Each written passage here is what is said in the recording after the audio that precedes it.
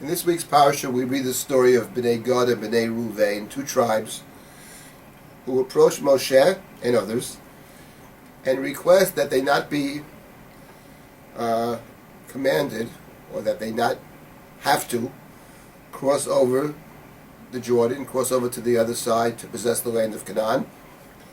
They want their possession of land to be on the other side of the Jordan, which Israel has already captured. And the land which has been captured, they say, is very good land for sheep, for flocks. And the Torah says they have many flocks.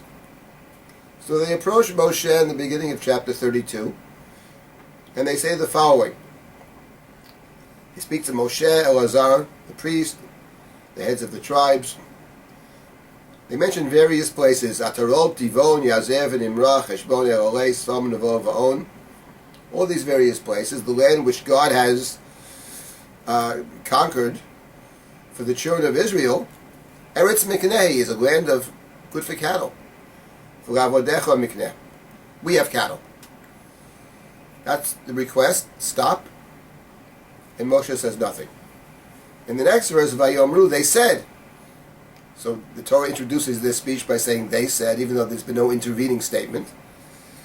If we find favor in your eyes, this land should be given to your servants as a possession. Do not cross us, do not force us to cross the Jordan. So the first statement, sometimes you don't want to ask for something directly. So it's a good land for cattle. By the way, we have a lot of cattle. They are unwilling, maybe afraid, to ask Moshe directly. They sense that Moshe might not be thrilled with the idea that these two tribes don't cross to the other side to engage in warfare against the Canaanites, to help their brethren capture the land of Canaan. But Moses did not say to them, I got a great idea. You have cattle. It's good for cattle. Why don't you stay here? Moshe says nothing, and this forces them to make a direct request. Don't bring us across. In the book of Bamidbar, we have several situations where a group of people, a small group of people, make a request of Moshe and others, and on more than one occasion, Moshe takes the side of the individual. The daughters of Tzalafchad want to inherit their father's portion. Moshe takes up their cause. A group of people could not bring the paschal sacrifice. They had been ritually impure. Moshe takes up their cause. Moshe seems to take the cause of the individual, sometimes over and against the perceived communal needs. Perhaps Bnei Gad and Ruvain thought, here too, Moshe will be on our side. The larger community will cross over. We'll stay here. We have cattle. To their chagrin, and I don't know if they were surprised or not, Moshe, we would say in our parlance, goes ballistic. And very strong language is used by Moshe to attack Bnei Gad and Bnei Ruvain. One argument is, the others should go and fight and you're going to stay behind? That's completely immoral. That some people refuse to fight with the others. How could one possibly justify such a thing? Outrageous. But that's not his main point. The main point that Moshe makes in attacking Bnei Gad and Bnei Ruvain and getting them to enter into a negotiation in which they successfully negotiate both possessing the land that they want, but also aiding the others in their battles. But Moshe says to them, Ko asu avotechem. What you're requesting, says Moshe, is what your ancestors did. And in particular, he mentions the story of the spies. He mentions the story of the Meraglim.